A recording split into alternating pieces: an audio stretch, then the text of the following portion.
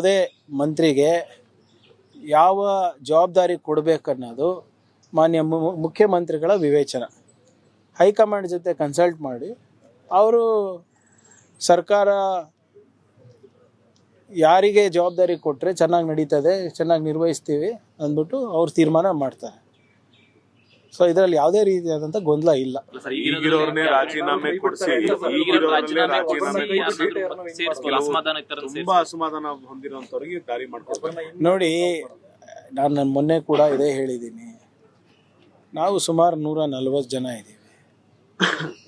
33 ಹುದ್ದೆಗಳಿದೆ. ಎಲ್ಲರಿಗೂ ತೃಪ್ತಿಪಡಿಸೋದು ಭಾಳ ಕಷ್ಟದ ಕೆಲಸ. ಸಾಮಾಜಿಕ ನ್ಯಾಯ ಕೊಡೋದು ಕಷ್ಟದ ಕೆಲಸ, ಪ್ರಾದೇಶಿಕ ಪ್ರಾತಿನಿಧ್ಯತೆ ಕೊಡೋದು ಕಷ್ಟದ ಕೆಲಸ. ಆದರೂ ಕೂಡ ಎಲ್ಲರೂ ಸೇರಿ ಒಂದು ಪ್ರಾಮಾಣಿಕ ಪ್ರಯತ್ನ ಮಾಡಿದ್ದಾರೆ. ಅದಾದಮೇಲೂ ಕೂಡ ಅಕಸ್ಮಾತ್ ಹೈಕಮಾಂಡಿಗೆ ಅನಿಸಿದ್ರೆ ಪ್ರಿಯಾಂಕ್ ಖರ್ಗೆ ರಾಜೀನಾಮೆ ಕೊಟ್ಟು ಪಕ್ಷದ ಕೆಲಸ ಮಾಡಬೇಕು ಅಂದರೆ ಎಲ್ಲರೂ ಬದ್ಧರಾಗಬೇಕಾಗ್ತದೆ. ನಾನು ಬದ್ಧನಿದ್ದೇನೆ ಅದಕ್ಕೆ. There is no going back on what high command intends to do. ಆಯಿತಾ? ಈಗ ನೀವು ಇಲ್ಲ, ಒಂದು ನಿಮಿಷ ಅಭಿಯವರೇ, ನಾನೇನು ಹೇಳ್ತಾ ಇದ್ದೀನಿ ಅಂದರೆ, ಪಕ್ಷ ನಿರ್ಧಾರ ತಗೊಳ್ಳಿ. ಯಾರಿಗೇನು ಜವಾಬ್ದಾರಿ ಕೊಡಬೇಕು. ನನಗೆ ನಾಳೆ ಪಕ್ಷದ ಜವಾಬ್ದಾರಿ ಕೊಡಬೇಕು ಅಂದರೆ yes, I have to take it up. ಈಗ ಪಕ್ಷದ ಆಶೀರ್ವಾದದಿಂದ, ಜನರ ಆಶೀರ್ವಾದದಿಂದ, ನಮ್ಮ ಕಾರ್ಯಕರ್ತರ ಆಶೀರ್ವಾದದಿಂದ ಇವತ್ತು ನಾನು ನಿಮ್ಮ ಮುಂದೆ ನಿಂತಿದ್ದೀನಿ. ನನಗೆ ಇಲ್ಲಪ್ಪ ಸಾಕಾಯಿತು, ನೀನು ಈಗ ಪಕ್ಷದ ಕೆಲಸಕ್ಕೆ ಹೋಗು ಅಂದರೆ I have to do it. There is no choice.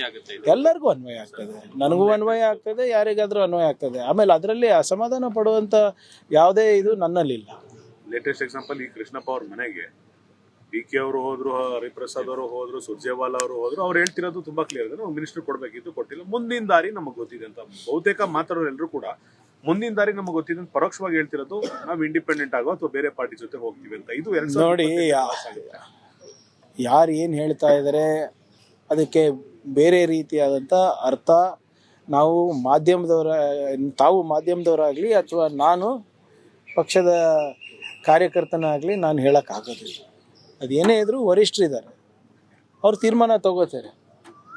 Krishnappa ಸಾಹೇಬ್ರ ಅನುಭವನೂ ಬೇಕು ನಮಗೆ, ಪ್ರಿಯ ಕೃಷ್ಣ ಅವರ ಯುವ ಉತ್ಸಾಹನೂ ಬೇಕು ನಮಗೆ. ಅದು ಬರೀ ಇವರಿಬ್ಬರಿಗೆ ಸೀಮಿತ ಅಲ್ಲ, ನಮಗೆ ಎಲ್ಲ 100 ಜನ ಸೇರಿದ್ರೆ ತಾನೇ ನಾವು ಪಕ್ಷ ಕಟ್ಟಲಿಕ್ಕೆ ಆಗಬೇಕಾಗುತ್ತೆ. Everybody is important to us. ಖಾತೆ ಹಂಚಿಕೆ ಯಾಕೆ ವಿಳಂಬ ಆಗ್ತಿದೆ ಅಂತ? ಯಾಕಂದ್ರೆ 4 ದಿನ ಆಯ್ತು ಪ್ರಮಾಣ ವಚನ ಸ್ವೀಕಾರ ಮಾಡಿ, ಇನ್ನು ಕೂಡ ಖಾತೆ ಹಂಚಿಕೆಗಳಾಗಿ ಸೆಷನ್ ಇದೆ. ಇಲ್ಲ, ಖಂಡಿತವಾಗಿ ತಾವು ಹೇಳೋದು ನಿಜ ಇದೆ. ಒಂದು ವಾರ ಟೈಮ್ ಕೊಟ್ಟರೆ ಎಲ್ಲರಿಗೂ ಅವರವರ ಇಲಾಖೆ ಬಗ್ಗೆ ಹೆಚ್ಚು ಮಾಹಿತಿ ಪಡೆದು ಸದನದಲ್ಲಿ ಇನ್ನೂ ಕಟ್ಟುನಿಟ್ಟವಾಗಿ ವ್ಯವಸ್ಥಿತವಾಗಿ ಏನು ವಿರೋಧ ಪಕ್ಷದವ್ರು ಇರ್ಬೋದು, ಸಾರ್ವಜನಿಕರ ಪ್ರಶ್ನೆಗಳಿಗೆ ಉತ್ತರ ಕೊಡ್ಬೋದಾಗ್ತದೆ. ಆಗುತ್ತೆ, ಇವತ್ತಿಲ್ಲ ನಾಳೆ ಆಗುತ್ತೆ. ಕುರುಬ ಸಮುದಾಯ ಶಾಸಕರು ಅಸಮಾಧಾನಗೊಂಡಿದ್ದಾರೆ, ಎಸ್ಪೆಷಲಿ ಸಿದ್ದರಾಮಯ್ಯ ಅವ್ರ ಮೇಲೆ ಅಂತ ಚರ್ಚೆಗಳಾಗ್ತಿದ್ದಾವೆ. ಅದೆಷ್ಟು ಮಟ್ಟಿಗೆ ಸರಿ? ನೋಡಿ, ಅದು ನಾನು ಹೇಳಿಲ್ವಾ, ಸಾಮಾಜಿಕ ನ್ಯಾಯ ಕೊಡೋದು ಭಾಳ ಕಷ್ಟ ಇದರಲ್ಲಿ. ಆದರೂ ಕೂಡ ಒಂದು ಪ್ರಯತ್ನ ಮಾಡಿದೆ. ಹಿಂದೆ ಕೂಡ ಕ್ಯಾಬಿನೆಟ್ನಲ್ಲಿ ಎಷ್ಟು ಜನ ಇದ್ದರು ಕುರುಬ ಸಮುದಾಯದವರು?